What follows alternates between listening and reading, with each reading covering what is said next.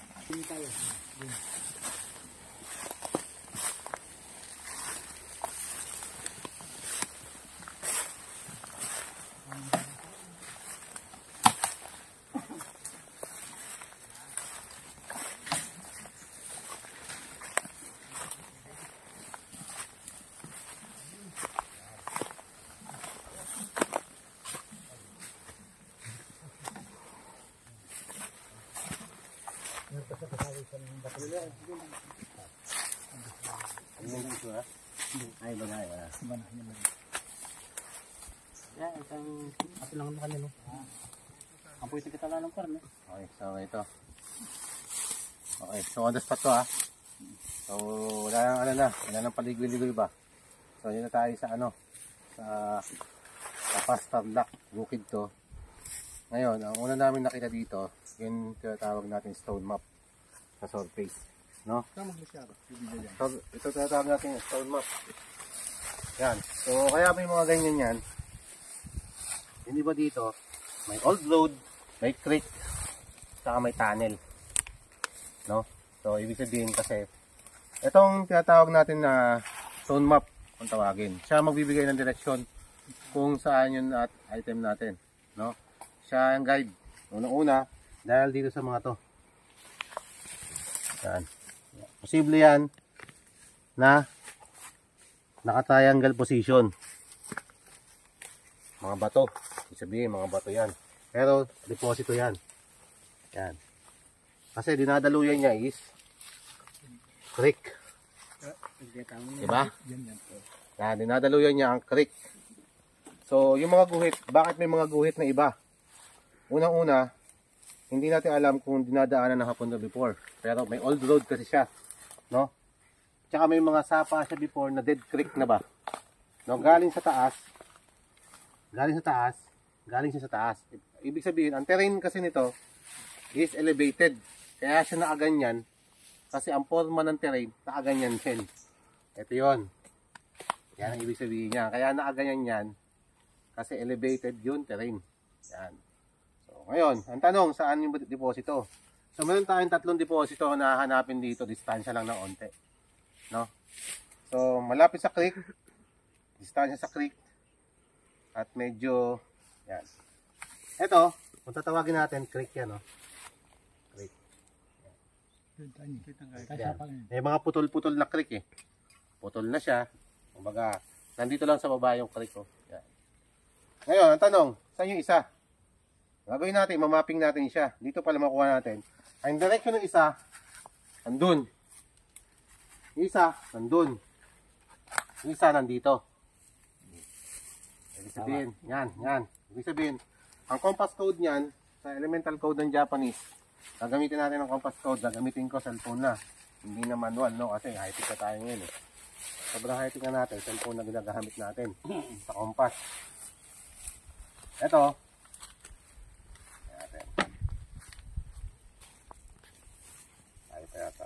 ngayon, lalapagan ko siya ng ng compass.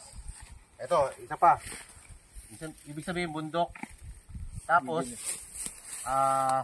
parang may tunnel sa ilalim. May mga tunnel ba? May mga closed tunnel kung tawagin. No? Dati open, ngayon closed. Siguro, dati inopen ng hapon, ngayon close niya. Dahil dito, yung mga yan, no? Okay, so ganito, gagawin natin, mamapping natin. Northwest orientation, ibig sabihin sa Northwest Industrial. Andyan nagkakampo yung mga hapon before, dito sa taas. No? Diyan. Ibig sabihin, industrial, metal element. Pagdating dito sa kabila, north, ibig sabihin, water element. Ibig sabihin water element, dinadalo yun ng tubig. Oh, di ba? South is fire element, nandun sa taas. Sa kabila. Ngayon, dito. Southeast. Baka yung southeast mo, hindi ko alam kung luma na ba yung mga bamboo na yan eh. May-ari ba na? Baka may puno nakaraan. Matagal na. So yung bata ka pa, yan na yan. Hindi na lumaki. Yan na, ganyan na. So, ibig sabihin, puno ang pinagbabasayan malapit dito sa bandang tong southeast orientation. So, nasa 135 degree. 135 degree, nandito lang. Banda dyan. Lapit lang yan. Ito, dito yan. Ngayon, susundan natin yan. Gagawin ko, puntahan ko, ako pupunta. Tapos, i-point ko talaga kung saan. Kasi dito, mayroon ditong bato eh. Tama ba? Dito, may bato din dito. Mayroon ako nakita dyan na may dot na tinitingnan ng isa. Kanina, dinadaanan ko lang. Ay tinuturo siya. Ang pupuntahan ko muna, yung dalawa, tapos sundan natin itong isa. No? Isa lang taong susunod sa akin. Okay lang? No? Hindi marami, isa lang. Tapos pag nilagyan ko ng ano? Si Burindakal eh. Ikatam na pamitagan. Yun, alam niya yun ano. Kaya lang ano ako. Ginawa ng Japanese, in-engrave niya. Ano na yun? Tinanggal niya yan, no? Taas. Yan, tinanggal niya. Ang ginawa niya, mukha na siyang animal marker, kung tawagin. Kumbaga yung gumagapang sa tubig. Turtle ba? Turtle? Oo, naka-side lang. Ito tingnan natin. Ano siyang ulo? May katawan na nakaganon. Yan, katawan na ganyan. Buntot to. Parang turtle na siya kung tawagin.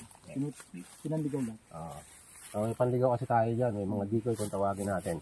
Ayun, pupuntahan natin to isa. Ayun, yan, ganda. Tara. Ito kapag padre. Padre, kulang tayo. Uritang kayo malaki. Lang. Parang kasang-kasa lang yung daliri natin. Yan. Ang tinuturo niyan, no? Unang-una yung terrain, medyo patag.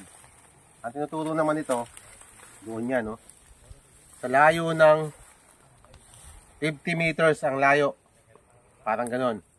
Palagay ko lang, 50 meters to 70 meters ang layo. Mamaya ko yung pupuntahan. Yan, tinuturo niya. Ito na yung guide nung isa kasama pa. Tinuturo niya doon. No? Ngayon, no, B. No? Ang sabi ni Sir, may sinabi ka sa akin, Sir, na ano, hindi lahat ng engrave is gawa ng tao. Oo, gawa ng tao, gawa rin ng kalikasan. Pero ito, kasi pag ang Hapon gumawa yan, minsan bahala na lang ba? Bahala na lang, pero mayroon ibig sabihin. Kasi ito, nagbibigay na siya ng clue eh. Nagbibigay siya ng direction doon. Ay tinuturo yan doon, banda doon. No? Yan. Ito yung isa. Ang batong to. Tinuturo din to. Meron siyang batin. So, lahat ng direksyon, tama yun na sa mapa. Kasi ito, mukhang hindi nagalaw to. Ayan o. Ayan siya, yung geometric sign, kung tawagin. Northwest orientation.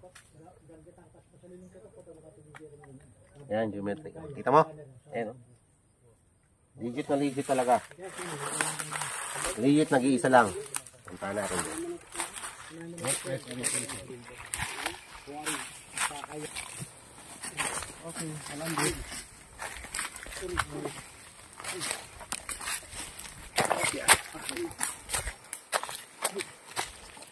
Tengahin mo naman tayo yung ubok naman eh. Wala mo muna ko.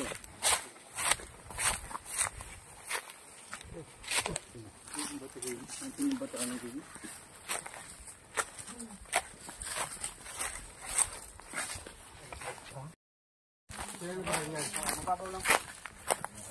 Ano kaya yun? Ito yung hindi ko sabihin na ano.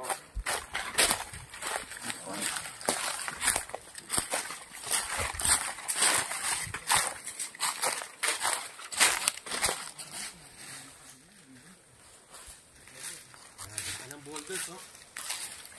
Ang bahay lang ito. Dito nag-dito ako dyan, pero bumasok ako dito sa dito. Pero sa nakabit sa pader niya, wala ko. Okay, okay. Ito po yung pinakauna niya kung kwan dito. Sulit ko dito. Yung itong Matanda na, no? matanda na po yan. Yung pinakaunang Sure. Matanda na yung puna. Matanda na talaga.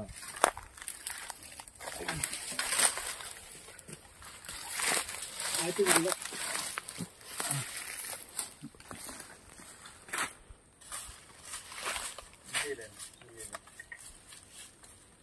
Parang may pagkamupat nito. Alam mo yun, nakita nyo doon na sa stone map, parang pader. Oo. Sabi kong pader sa baba. Oo. Ito yun. Yan pa din. Oo, ito yung pader. Kung titignan natin siya, laki talaga. Big boulders marker, no? Ibig sabihin ito yung counter marker niya. Galing doon.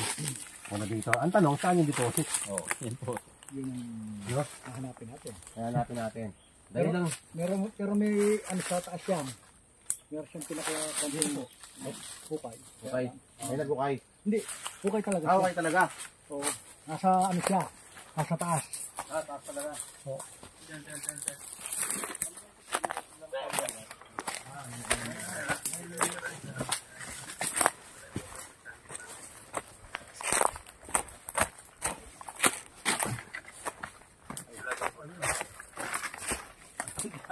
Okay lang sir. Okay lang. Ano ang problema? Ito, hinukay din to? Ayan yan. Hindi, wala po yan. Hindi na po inukay yan. Yun lang po inukay nila. Nasa ganun dito. Yan lang. Hinukay nila. Pero sa taas nito, meron siyang konting Bilog. bilog po. Pang tunnel kasi siya. Oo. No? Pang ano ba? Ibig sabihin, pag may hole na malaki, butas, pang tunnel. Pang ano ba? Pang close na tunnel. Ito yung pinakamalaki dito. Ito yung dito po. Yan, no? Meron siyang parang siba. Okay, ito ang gagawin natin. Ito talaga, ito yung sura. Dati itong dadalo ng tubig, no? Hindi. Ah, doon sa kabila. Kaya lang ito, may ganyan yung may-ari nito. Ito, hindi ito ginalaw. Ito parang ganyan. Hindi. Yan talaga original niyan. Yan. Ito lang Yan, ang butasan niya. Ito, original niya. oh, yan. Parang pag ganyan na siya. Pag ganyan. Okay. So, ganito. Ano gawin natin? Kung titignan natin yung buong bukid, pag mas lang yung maigi kung ano itsura niya. Aralin mo, dito ka sa side ka. Ayan. Nandito ka, sa side. Hindi maigi ang bundok. Side view ha. Side view lang. Para siyang turtle pa rin. Ulo, katawan, pero hindi siya, hindi natin mabasehan talagang mukhang turtle, pero kung magaling ka sa abstract, Hindi siya sundan. sundan mo agad. Saka bakit naka-open to? Yan. To. Bakit kaya naka-open? Ang tanong. Ha? Hindi Bakit naka ganyan? Binek yan. Sinadya yan. Alam mo bakit? Kasi, unang-una, ang pinopoint niya, kung galing ka sa taas, ang tinuturo niya, nandito. Yan. Nandiyan ka sa taas, ha? So, meron siyang isang pattern na tinuturo na papunta dito. Opening. Dito sa, alam niyo kung bakit? Ito, yan, o. Tingnan niyo maigi, sir. Yan, o. May parang ganyan din siya, o. Parang pasi. Parang ganyan din, o. Yan, o. Ayan, o. Pag ano, o. Yan, o. Kailang ginawi lang niya doon yung harap. Oo, harap. Ngayon, titignan niya itong baba. Pagdating ng baba, May tuto. naka-passage way ito. Ito, naka-passage way. Ibig sabihin to, opening to, di ba? Yan. Ngayon, ang tanong, Tingnan nyo maigi yung side view niya. Anong itsura niyan?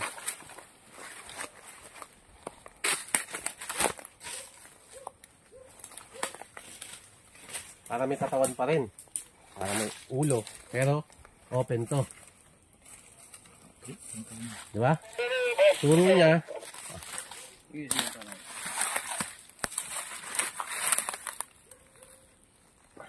May hole. May hole siya. Ito ako nagtataka. Bakit may passageway ito? May hole dito, papunta dito, patungo. Saka to. Yan. Yan ha. Letter C. Yan oh. Letter C yan. Pagka C ba? In-engrave talaga yan. Ibig sabihin, pareha sila. No? Passageway. Opening. Dito yung dig site natin. Yan ang target ko. Yan ang target ko. Pero, malalim to kasi bunker to eh. Bunker na eh. Kasi andyan yung ito eh. Ito yung bunker. Malalim to. So, para malaman natin, locate natin to. No? Papuntahin natin dito yung tao. So, ito yung target natin. Ito. Itong buong to. Ito. Yan. Itong buo.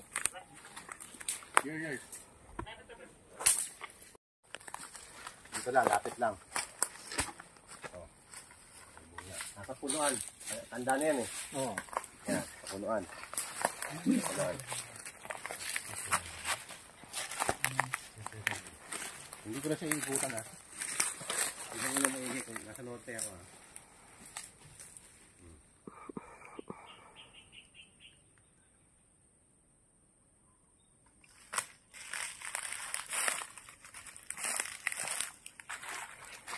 Ayan o. Diba? Ayan o. Ay, dito ako sa kabila. Sumatak yan. Ayan o.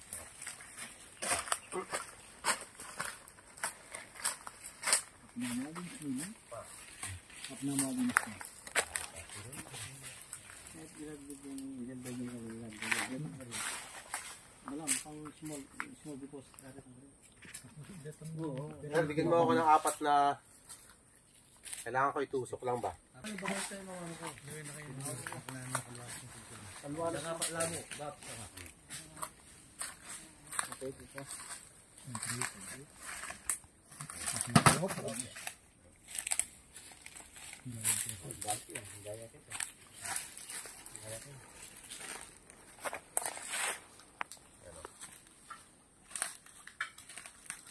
Dito pala nagsisimula na boss, oh.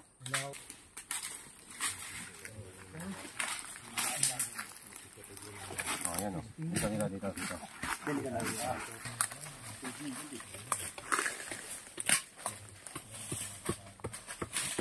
Tama to. Dito. Ayan, dito. Ayan. Yan. Test lang.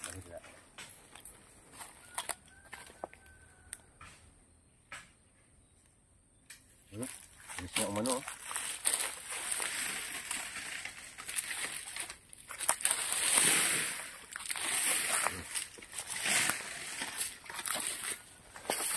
Ano? Diba? Okay.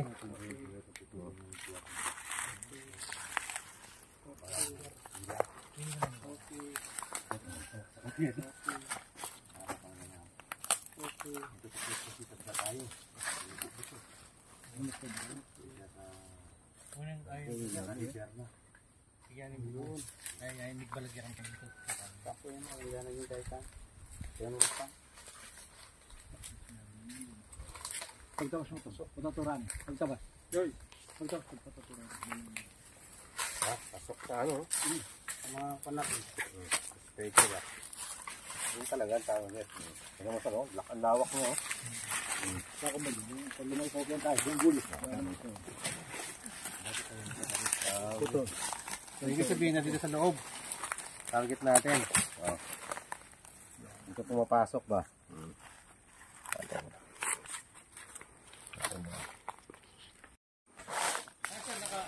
Oo. At least, yung tubig dito, madali natin pa ako. Dali natin, taas eh.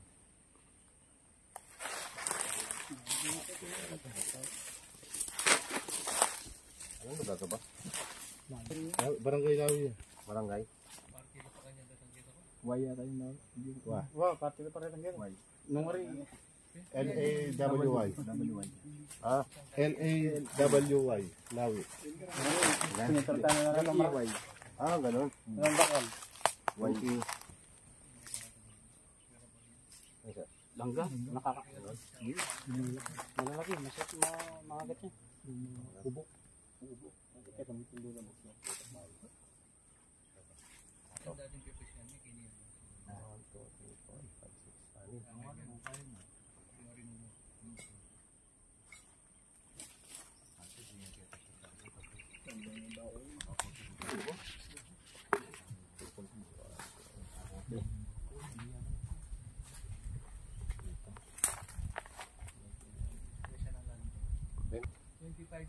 Oo. Kalalam na. Lalim, bunker talaga to. Bangker ano. Dapat talaga magkwari ka na eh. Sigil ko lang na yun, malwalas.